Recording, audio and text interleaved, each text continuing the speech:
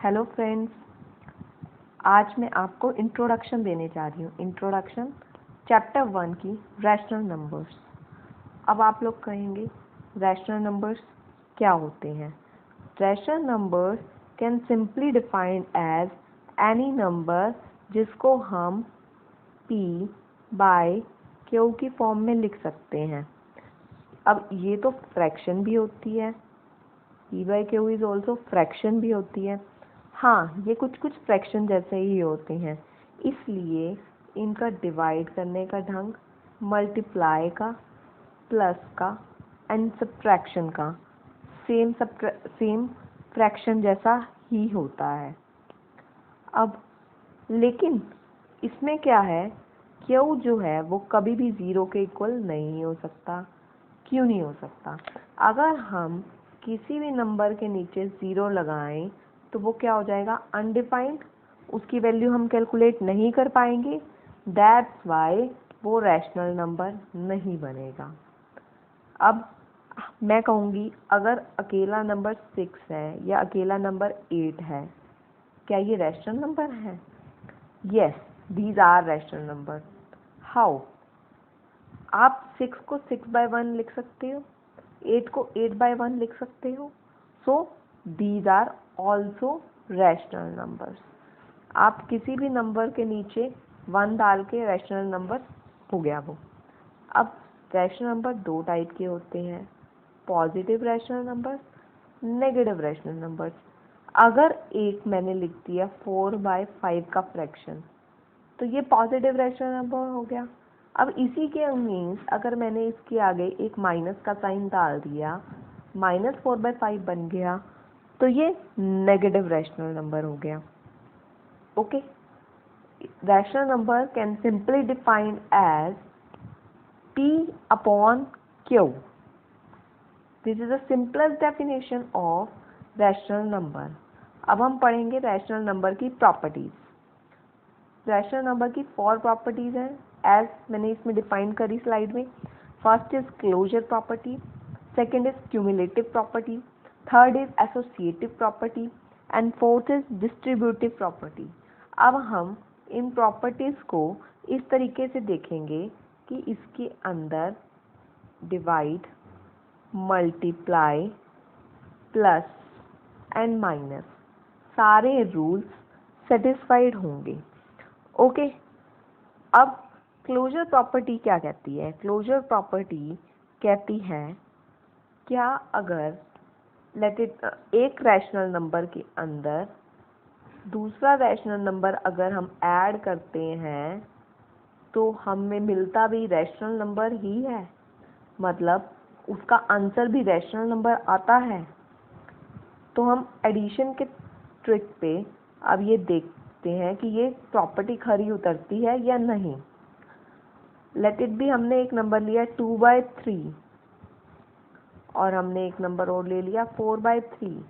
अगर हम इन दोनों को ऐड करेंगे तो answer is 6/3 which can be written as 2/1. So this is also a rational number. तो ये प्रॉपर्टी हमारी हो एडिशन पे चली गई, एडिशन पे वर्क कर गई। अब हम सब्ट्रैक्शन के ऊपर देखते हैं। अब सब्ट्रैक्शन के ऊपर क्या कहता है कि कोई भी रैशनल नंबर में से अगर हम दूसरा रैशनल नंबर माइनस करते हैं तो क्या हमें एक और रैशनल नंबर ही मिलता है। Let me check this also. अगर मेरे पास एक नंबर है दैट इज 5/2, ओके, एंड 3/2। अब मैंने 5/2 माइनस 3/2 किया, what I will get 2/2 which can be written as 1/1. So this is also a rational number क्योंकि हमने 5/2 रैशनल नंबर से 3/2 माइनस किया तो हमारा एक रैशनल नंबर आ गया। अब हम देखते हैं क्या क्लोजर प्रॉपर्टी जो है वो मल्टीप्लिकेशन के तौर से भी सही निकलती है। अब मल्टीप्लिकेशन तौर से कैसे आएगी, a/b multiply by c/d is equal to p/q। अब 2/3 मल्टीप्लाई बाय 4/8 अगर हम ये करें तो हमारा क्या आंसर आया, 8/24, दैट इज़ 1/3। तो दो रैशनल नंबर को मल्टीप्लाई करने के बाद हमें अगेन रैशनल नंबर मिला। तो क्लोजर प्रॉपर्टी जो है वो इसमें भी सेटिस्फाई करती है। नाउ हम देखते हैं क्या वो डिवीजन के तौर पे सेटिस्फाई करती है हमारी। अब डिवीजन के तौर पे वो क्या कहता है, अगर हम a/b को रैशनल नंबर को डिवाइड करते हैं x/y रैशनल नंबर से, सो व्हाट वी गेट, अब whether we will get p/q a rational number और नॉट। ओके, अब लेट इट बी, अगर हमारे हमने इक्वेशन मान ली a/b is 32 divided by x/y is 5/7। Okay, अब इसको सॉल्व करते हैं। 3/2 मल्टीप्लाई बाय 5 ऊपर 7 आ गया, 7 3 21, 2 5 10। तो ये भी हमें रैशनल नंबर मिल गया। अब क्लोजर प्रॉपर्टी जो है, क्लोजर प्रॉपर्टी ने सारे के सारे हमारे रूल्स को सेटिस्फाई कर दिया। ये प्रॉपर्टी एडिशन में भी जा रही है, सब्ट्रैक्शन में भी जाती है, डिवाइड में भी जाती है एंड मल्टीप्लिकेशन में भी जाती है। ओके, अब what next, next is cumulative property. अब हम क्यूमुलेटिव प्रॉपर्टी करेंगे। As a name is suggesting, cumulative property is कि अगर हम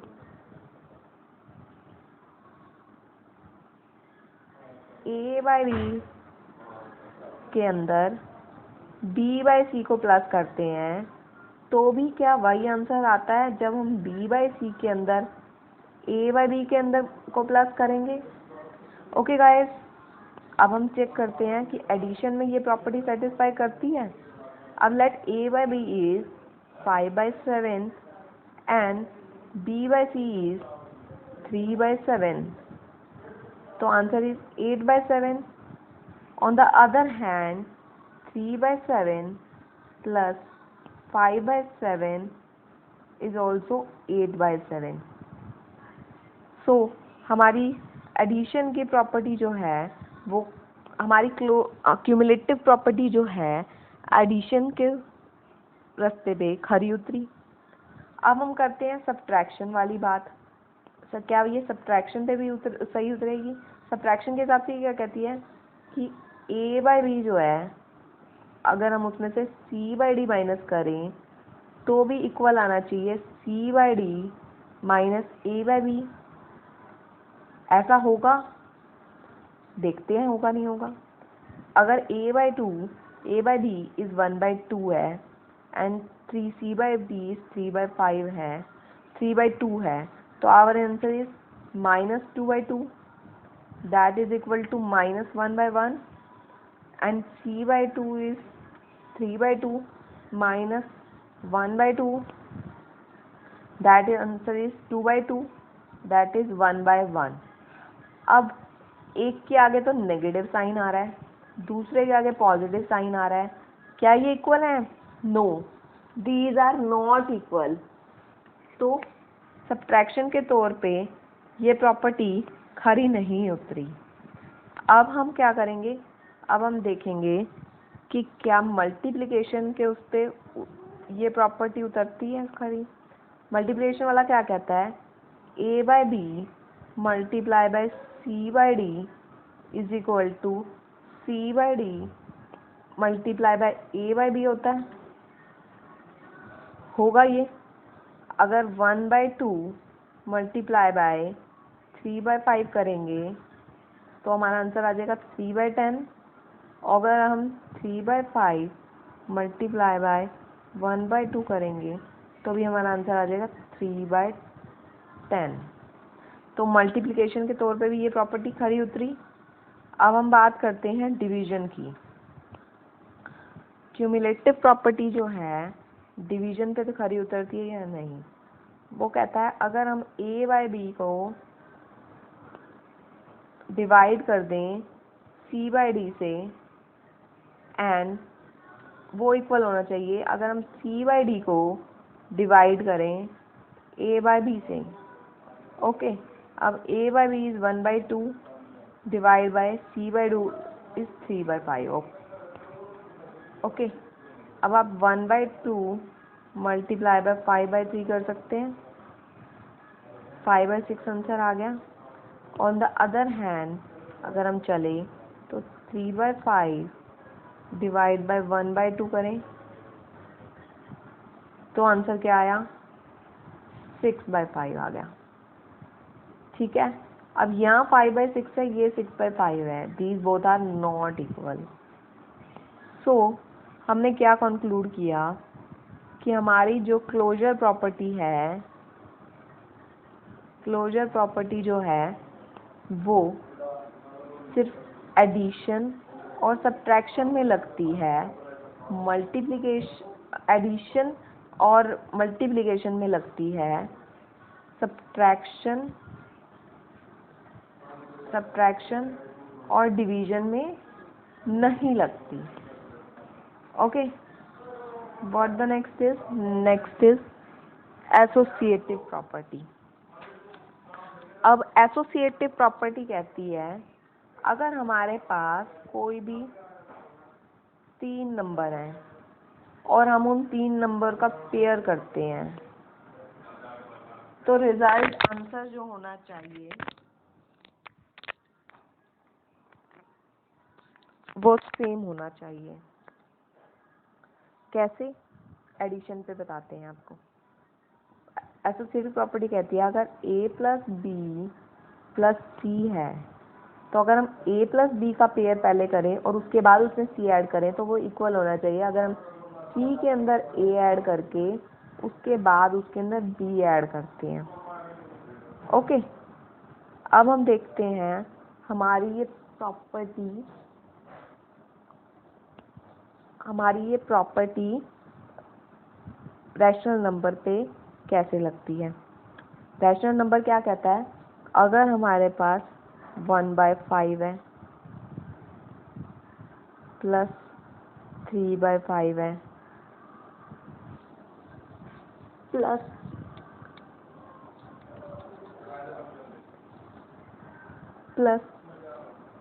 4/5 है, अगर हम इनको पहले प्लस करें तो आंसर उतना ही इक्वल आना चाहिए जो 4/5 प्लस 3/5 प्लस 1/5 से आएगा। How, 5/4 plus 4/5, answer is 8/5। अब देखते हैं इस साइड का,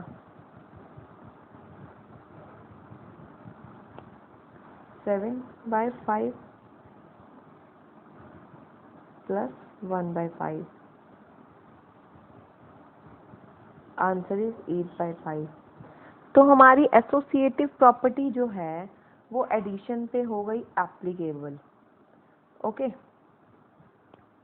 अब हमारी एसोसिएटिव प्रॉपर्टी कहती है सब्ट्रैक्शन के लिए कि भैया अगर a/b में से हमने माइनस करना है c/d और फिर उसको माइनस करना है e/f तो वो इक्वल होना चाहिए अगर हम e/f में से पहले c/d माइनस कर दें और फिर हम इसमें से माइनस कर दें a/b। ओके, अब सब्ट्रैक्शन पे ये इक्वल होगा, आपको क्या लगता है? मुझे लगता है नहीं। क्यों? क्योंकि जैसे हमने पिछली क्यूमुलेटिव प्रॉपर्टी में किया, सब्ट्रैक्शन का करते ही एक की फिगर नेगेटिव आ गई और एक की फिगर पॉजिटिव आ गई, दैट्स व्हाई दोनों इक्वल नहीं हुए। वैसे ही इस प्रॉपर्टी में होगा। अगर आपने चेक करनी है तो मैं चेक करा देती हूँ।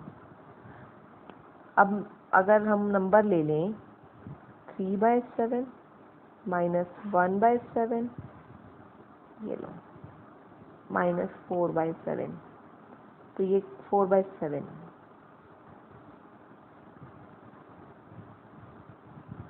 तो ये क्या हो गया 2/7 माइनस 4/7 आंसर आ गया -2/7।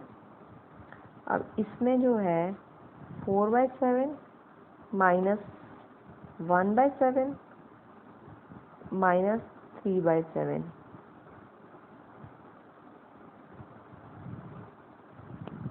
3/7 -3/7, तो इसका आंसर आ गया 0।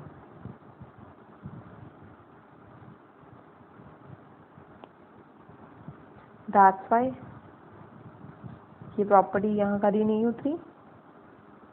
तो ये अब ये जो हमारी एसोसिएटिव प्रॉपर्टी थी, ये नेगेटिव सब्ट्रैक्शन में भी खरी नहीं उतरी। अब हम बात करेंगे मल्टीप्लिकेशन की। अब एसोसिएटिव प्रॉपर्टी कहती है अगर a/b को मैं पहले मल्टीप्लाई कर दूँ c/d से एंड देन मैं उसको e/f से मल्टीप्लाई कर दूँ तो वो इक्वल होएगी अगर मैं e/f को मल्टीप्लाई करूँगी c/d से एंड देन उसको मल्टीप्लाई करूँगी a/b से। ठीक है, अब ये इक्वल होएगी, क्यों? क्योंकि हमने सिंपली मल्टीप्लिकेशन करनी है।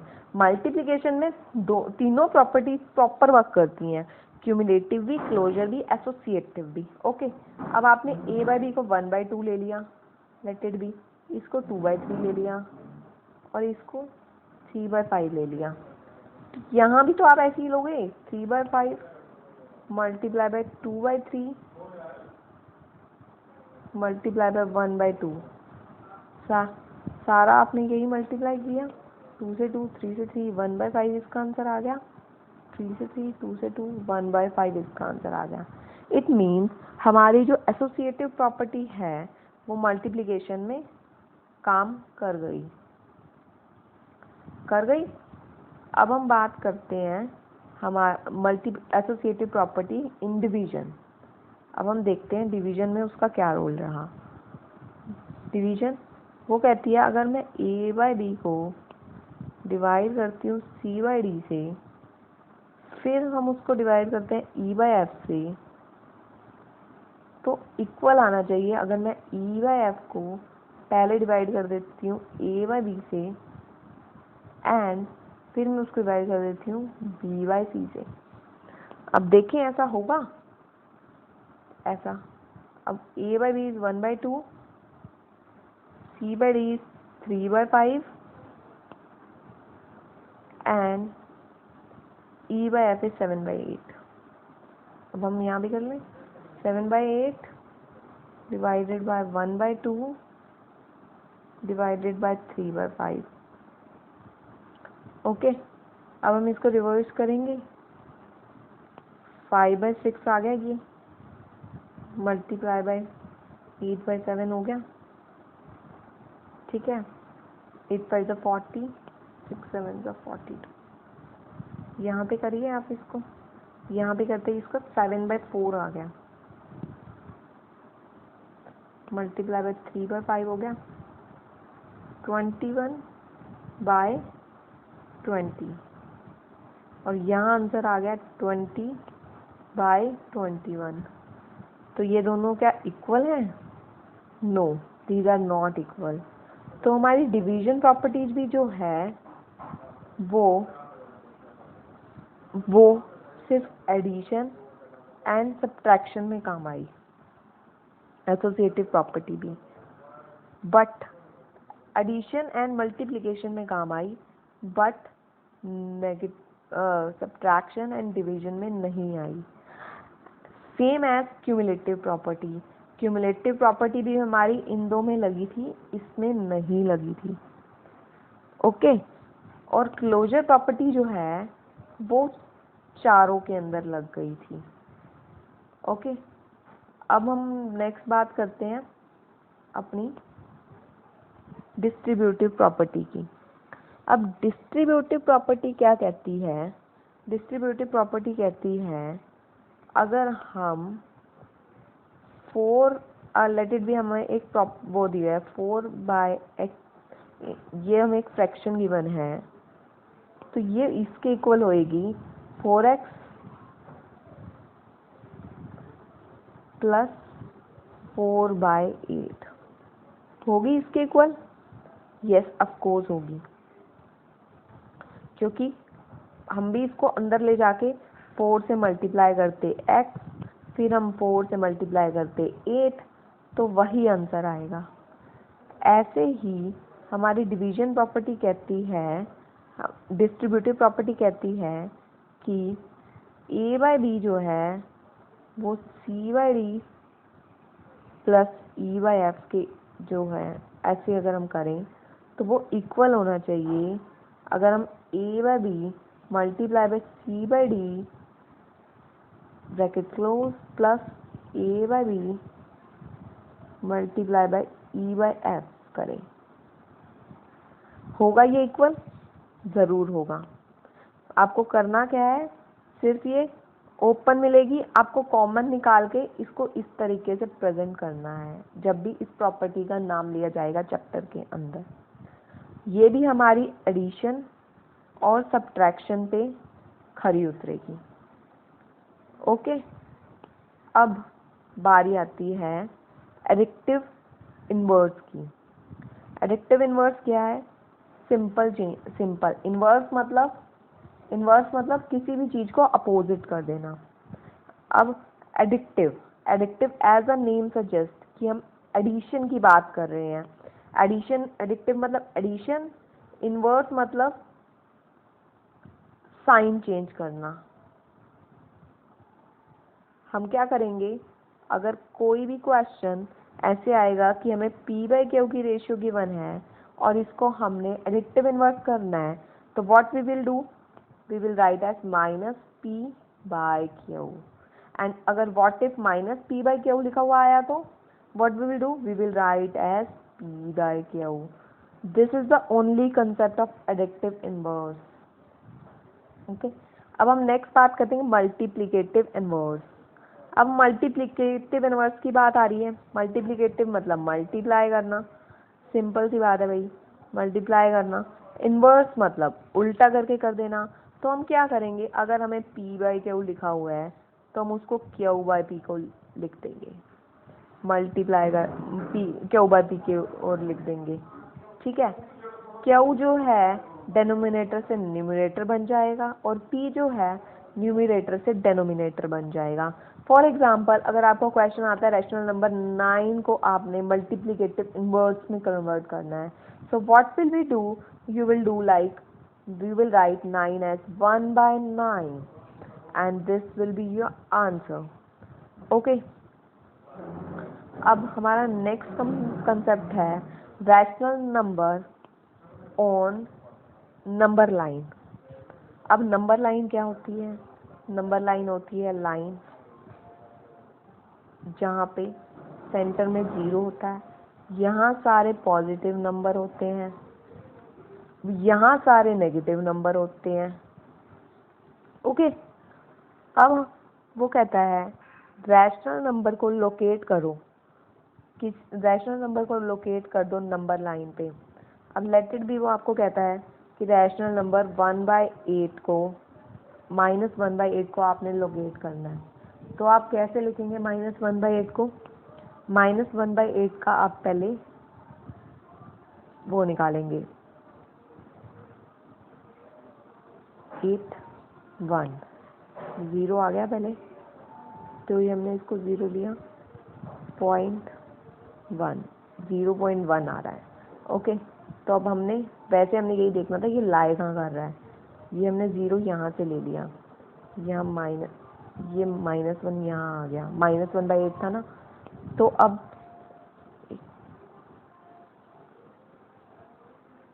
अब ये 0.1 ले रहा है और 8 वो है, तो हम इसके 8 हिस्से कर देंगे, 1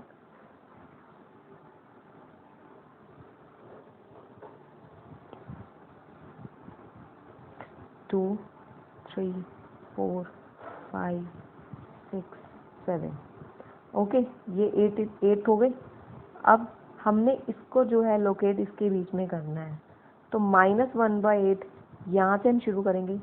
ये हमारा 1/8, ये हमारा 2/8, ये हमारा 3/8, ये हमारा 4/8, ये 5/8, ये 6/8, ये 7/8 एंड ये -8/8, दैट बाई रिटर्न एज -1। तो हमें क्या लोकेट करना है? -1/8। -1/8 क्या हो गया? ये वाला हमने लोकेट कर दिया। ओके, अब हमने ऐसे ही बस नंबर लाइन पे रिकॉर्ड करना है। दूसरी चीज़, आपसे कोई पूछ सकता है कि आप क्या दो रैशनल नंबर्स के बीच भी नंबर होते हैं? फॉर एग्ज़ाम्पल, अगर मैं कोई कहे आपको कि दो रैशनल नंबर लाइक 2 एंड 9 के बीच के रैशनल नंबर्स मुझे बता दो।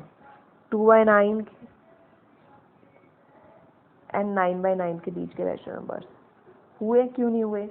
3/9 हो गया, 4/9 हो गया, 5/9 भी हो गया, 6/9 भी हो गया, 7/9 भी हो गया, 8/9 भी हो गया। ओके, ऐसे ही बहुत आसान चैप्टर है rational number. Don't even worry about that and don't forget to subscribe my channel.